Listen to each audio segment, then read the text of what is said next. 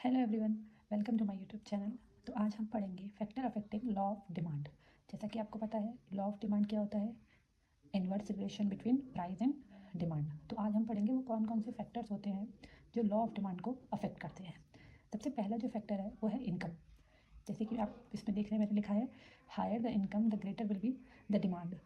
जैसे ही कंज्यूमर की जो इनकम है वो बढ़ेगी तो उसकी डिमांड क्या हो जाएगी, किसी भी प्रोडक्ट के लिए वो भी बढ़ जाएगी। फॉर एग्जांपल, अगर मेरी इनकम 10,000 है तो मैं किसी भी कमोडिटी की 1 डिमांड कर रही हूँ, बट जैसे ही मेरी इनकम बढ़ जाएगी, इंक्रीज़ हो जाएगी, तो मेरी जो डिमांड है वो भी ऑटोमेटिकली क्या हो जाएगी, बढ़ जाएगी।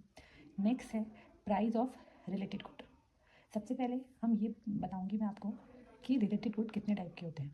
2 टाइप्स के होते हैं, मैंने इसमें शो कर रखा है। One is substitute goods and other is complementary goods. तो सबसे पहले हम ये पढ़ते हैं कि सब्स्टिट्यूट गुड्स क्या होते हैं।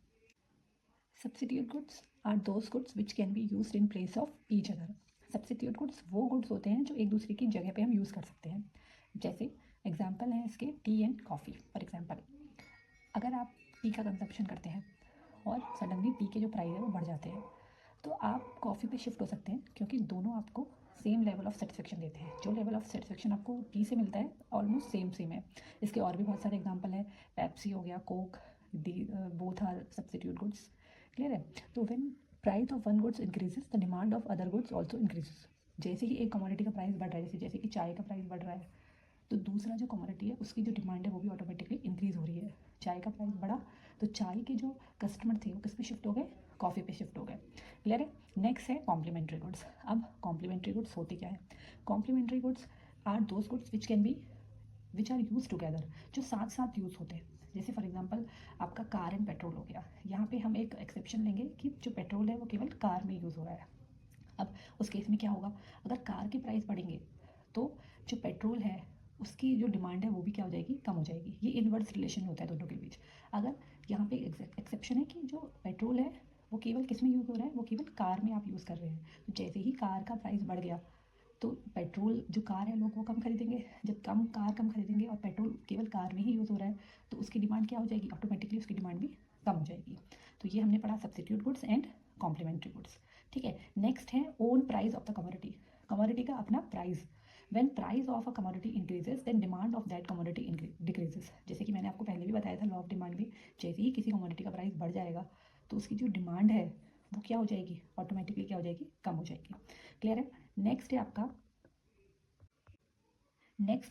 Advertising. Effective advertising can increase awareness of a product which can lead to increase demand.